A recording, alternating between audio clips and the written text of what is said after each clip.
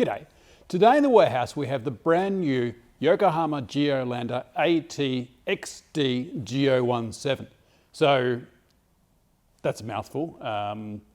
It illustrates that this is actually one of quite a larger, an enlarging family of Yokohama off-road tyres, which is actually great to see. I'll call this either the XD or the G017 because that's going to be easier than the full name. It's like having some triple banger English name or something like that. So this is a new tyre from Yokohama and it's pretty exciting actually. This is one that fits in between the G016 XAT. So that's the ones above the G015 all-terrain tyre. So G015 all-terrain, G016 XAT, extreme all-terrain, G017 XD, and then above this you've got the G003 MT. Got that? Maybe I'll get the tyres out later on that sit either side of them. We can talk about that as well. So this is their commercial grade all-terrain. So this is the one you choose when your life depends on it. This is not the one you necessarily choose for rolling in the malls, even though it's going to look pretty cool on the car. It's not the one you choose for going on gravel roads, even though it's it's going to be pretty good for that sort of terrain as well. It's the one you choose when you are doing this is what you put on the ambulances that go out into the bush, or the fire service that goes out into the bush, or I've noticed that the HEMA Maps guys are using it. I think it was HEMA, which is pretty cool as well. So if you're spending a lot of time in the bush, 70% of your time in the bush, then this is an excellent all-terrain and so I guess the question is, why this versus an MT? You'd go this because you still want some lower noise and better handling when you're actually on the road. So you'll see here, we've got still got these pretty tightly stacked central blocks, while we've actually got these massive shoulder lugs either side. And so there's massive gaps between the shoulder lugs here actually mean you're going to get that extreme traction off-road, like a proper mud terrain tyre. And the centre lugs, you're going to actually be able to keep some sort of road handling. It's going to be nice on the road at least. Interestingly, this is probably one of the most aggressive all-terrains that I've seen, apart from maybe one or two. Maybe we'll do another video at some stage actually checking that, because I'd be interested to see that. This tyre is actually pitched up against some other pretty serious tyres. So there's the Toyo Open Country M55F, which is almost, again, it's like a commercial mining sort of tyre, same sort of thing. The Wrangler Duratrack, the Goodyear Wrangler Duratrack, which is another tyre that is really well known for being tough as nails and amazing in the bush. And also the Cooper Discoverer ST Max. That's actually one that my dad runs on his 79 series ute when they go bush, which is pretty interesting. He loves his ST Maxes, so obviously onto a good thing. And those guys spend a couple of months a year in the bush, camping in all different places. So seems reasonable. So this tyre is brand new on the market. There's actually very little information out there. I was able to get some from Yokohama and they were very nice to send me this tyre as a demo. Won't necessarily be going on to a long-term test just yet because we've got a pretty full dance card at the moment. It's got, interestingly, I think we've actually got it simultaneously here in Australia as in the States. There's actually more information available here in Australia than there is in the US. So that's kind of cool, and we'll see if we can raise this video out and make that actually true. Whereas, sometimes we're a little bit behind the 8 ball with getting videos out there. But they've got 28 sizes at launch, and that is between LT215 85 R16 and 35 by 12.5 R20. So pretty good range of sizes. I forgot to check to see if there was a 37 in some of the smaller rim sizes. But I think this tyre actually has some of the deepest tread that we've actually seen here in the warehouse. It's got 17.4 mil of tread depth, and let's just do a quick little nose test. It's probably almost it's almost a comfortable nose fit because the gaps are so massive. And you can sort of see here, I can fit my little finger on its side in the side gaps. And then again, we can follow through with my little finger all the way through the tread blocks. So while they're relatively tightly spaced in comparison to the shoulders, some of the gaps that you see in the center blocks here are actually as widely spaced as other all-terrains have on their shoulders.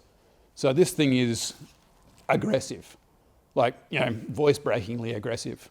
It does still have some niceties though. There is I'll speak about that in a second. It does have stone ejectors on here, not massive ones like we've seen on some other tyres.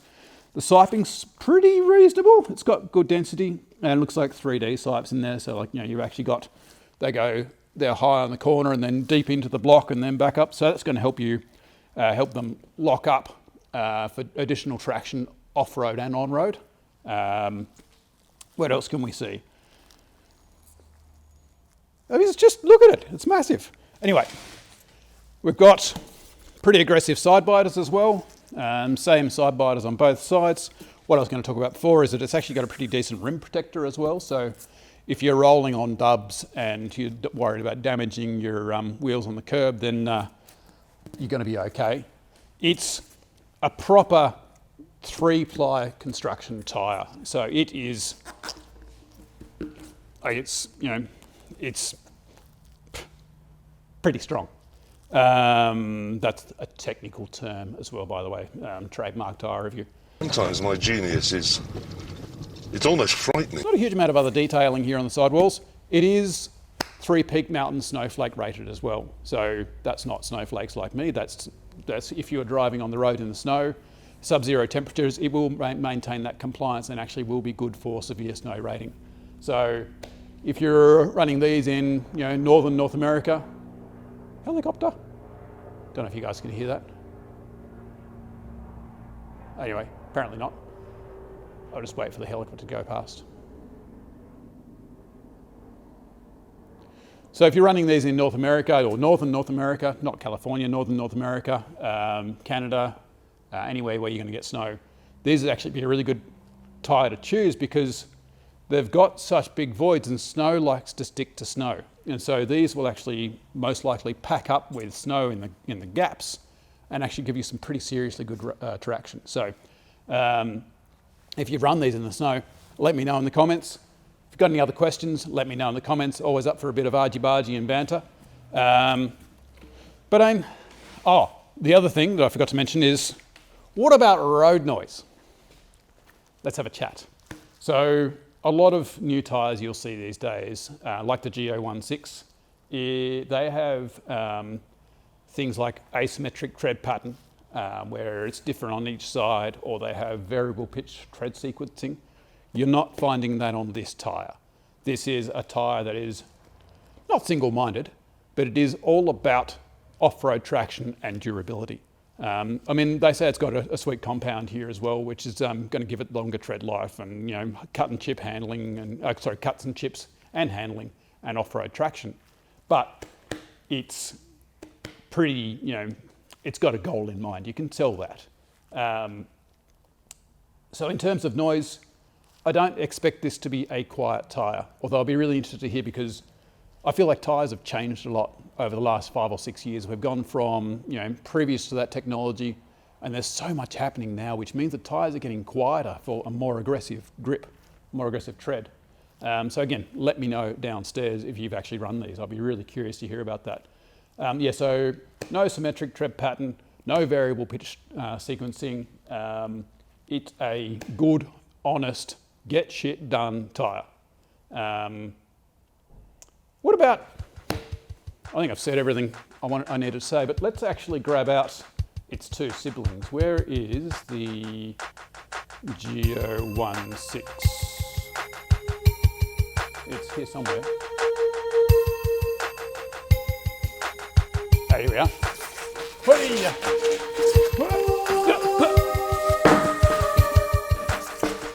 I want to talk amongst yourselves while I get out.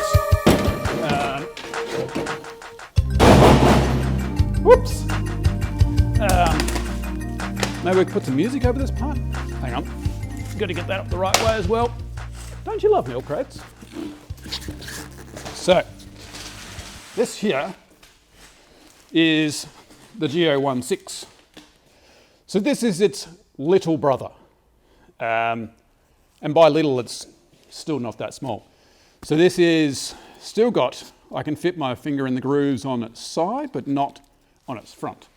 Whereas, you know, I can fit my little finger pretty easily into these gaps. This has still got quite decent spacing all the way through the tread blocks. I'll do it over here so you guys can see it. But it does have different shaped tread blocks, more density of tread across the tyre, whereas this is so much more aggressive on the outer blocks than it is over here on the G016. In terms of side biters, how am I going to do this? Let's do it this way. You still see me? You can see me, right? So in terms of side biters, we've got perhaps a little bit more aggressive over here, but remember this one I think actually has two different styles of side biters. It does, that's right. It's got the little swordy things on this side and the little other type of swordy things or lightning bolts or whatever on this side, whereas this is the same on both sides. Depth-wise, they're relatively similar. The XAT is a good-looking tyre, and I have seen more and more of these out and about, but one thing that Yokohama is pretty sure to say about these tyres is that they are a touring tyre. They are an off-road tyre. Sorry, I'm talking about the G016 at this stage. And I did find them to be a little bit slipperier in the wet than you might see, but that's where something like the Yokohama G017, if you're more worried about wet traction, the G015 all-terrain. The G015 all-terrain is the choice there, but I'll talk about the full family at some stage, but maybe I'll get the MT out. Where's the G003? It's around here somewhere. Oh, there we are. Wait. So this, my friends, is the G003. So again, you can see now, let me just get organised. I'm getting disorganised in my excitement. Give myself a bit of space. Oh, stay. So you can sort of see I can easily fit, not that finger, this finger, in the tread blocks. There's a lot of space to wiggle around. The nose definitely touches the sides, but it only folds in a little bit, whereas this was a comfortable, narrow fit. We've got these centre tread blocks, but again, there's significant space in there, and sort of looks like it's going to cut a little bit more.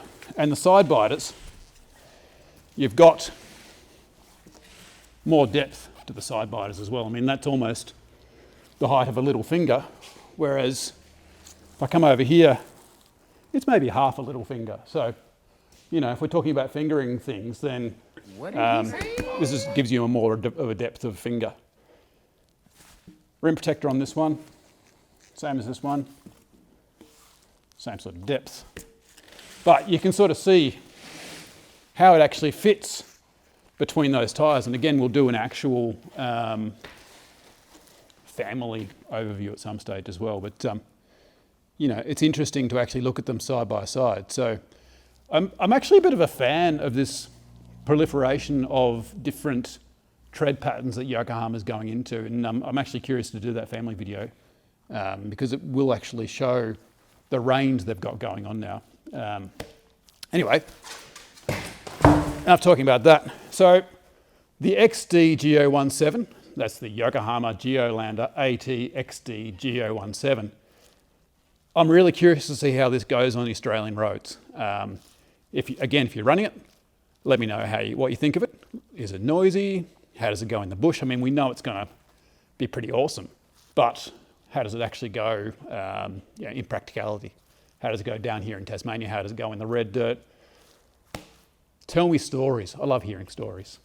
Anyway, I'll stop waffling. That's the Yokohama Geolandar AT XD G017. Thanks for watching.